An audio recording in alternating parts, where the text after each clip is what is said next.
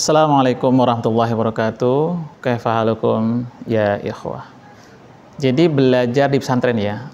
Belajar kitab di pesantren memang mendapatkan dukungan yang kuat dari lingkungan eksternal.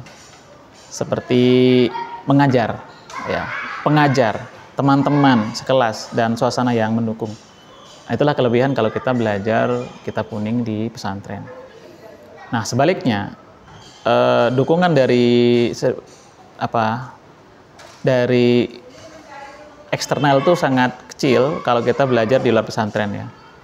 Gitu. Kalau di pesantren sudah ada sistemnya yang mengarahkan ke sana. Jadi belajar kitab kuning di luar pesantren membutuhkan lebih banyak dukungan internal, motivasi diri gitu ya.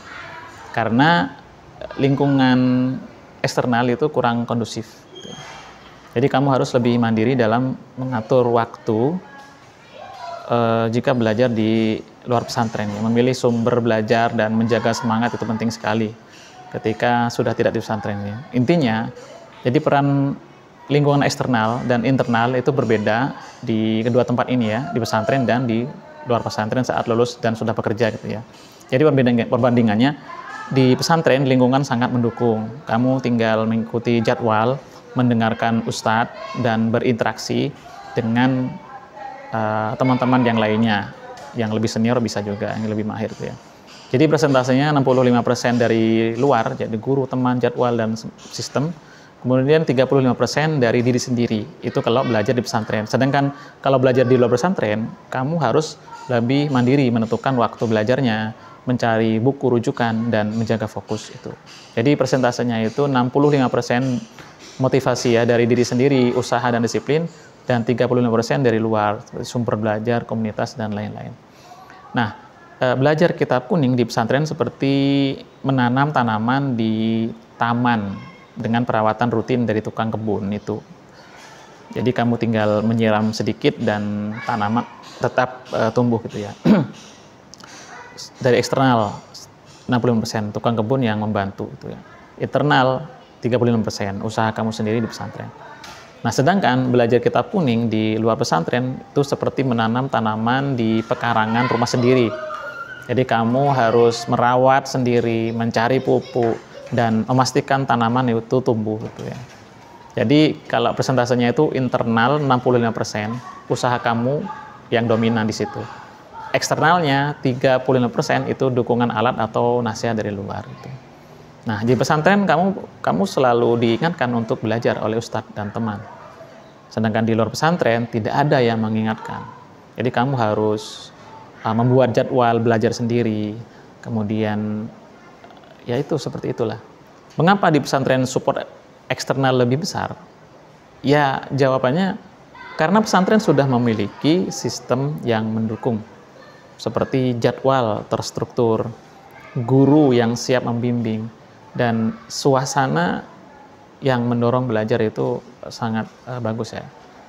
Nah, apa tantangan belajar di luar pesantren? Ya, jawabannya ya tantangannya adalah menjaga motivasi diri, mengatur waktu, dan konsisten belajar tanpa adanya pengawasan atau dorongan dari orang lain gitu. Nah, oleh karenanya ya berat, tapi itu akan memuaskan kalau berhasil. Jadi langkah-langkah memahami perbedaan ini, coba kita kenali dulu ya, analisa. Kenali karakter belajar di pesantren. Di pesantren itu ada dukungan besar dari lingkungan seperti guru, jadwal, dan suasana belajar. Jadi kenali karakter belajar di luar pesantren. Kamu harus lebih mandiri dalam mencari bahan dan mengatur waktu belajar gitu ya. Jadi pahami distribusi usaha itu. Di pesantren 65% eksternal, 35%-nya itu internal dalam diri, motivasi diri itu. Sedangkan belajar di luar pesantren 65% internal, 35% eksternal. Nah, tentukan apakah kamu lebih cocok dengan lingkungan pesantren atau membutuhkan strategi tambahan saat belajar di luar pesantren itu ya. Nah, jadi perbandingan dalam mungkin kalau dibuat diagram sederhana itu ya. Jadi persentase 65% itu eksternal, guru, teman, dan jadwal. 35% internal motivasi pribadi itu di pesantren. Sedangkan di luar pesantren 65% internal usaha sendiri, mandiri, motivasi, disiplin. Sedangkan 35% itu dari eksternal, sumber belajar dan komunitas itu. Nah, jika sulit memahami perbandingan ini, pikirkan pengalaman belajar kamu sendiri gitu ya. Jadi misalkan ketika di lingkungan yang mendukung seperti kelas, dengan guru dan teman, jadi usaha kamu terasa lebih ringan gitu ya, seolah-olah gitu ya. Ketika belajar sendiri di rumah, kamu harus lebih keras menjaga konsistensi, motivasi, dan disiplin. Terus, apakah kamu merasa lebih nyaman belajar di pesantren atau di luar pesantren? Ya, menurut saya sih jawabannya tergantung. Jadi, kalau merasa lebih nyaman di pesantren, jika belum berkeluarga dan belum bekerja, nah itu silahkan. Plus juga ada yang mengarahkan kan kalau di pesantren. Tetapi ya bagi yang sudah berkeluarga dan sudah bekerja, maka belajar di luar pesantren adalah yang paling cocok gitu ya, yang paling pas. Ya. Bisa ikut kelas online dengan bimbingan mentor. Karena waktunya juga fleksibel gitu. Nah, apa yang membuat kamu kesulitan belajar di luar pesantren? Ya, mungkin jawabannya ya kurangnya dukungan dari luar. Ya, membuat seseorang itu sulit konsisten. Gitu ya.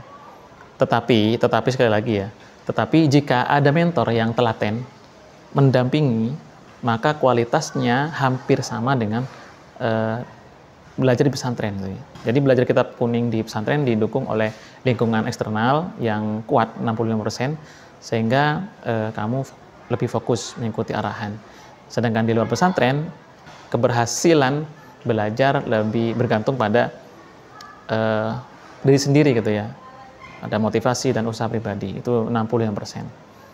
Tetapi jika dapat mentor yang telaten, membimbing dengan baik, maka tidak kalah dengan yang belajar di pesantren.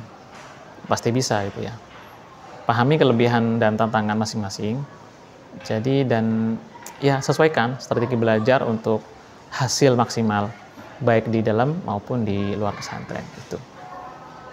Jadi pada intinya sih kalau misalkan kita tidak punya waktu dan sudah berkeluarga, bekerja, sedangkan kita ingin bisa baca kitab kuning, ya bisa juga di luar pesantren dengan cara ya ikut kelas itu ya.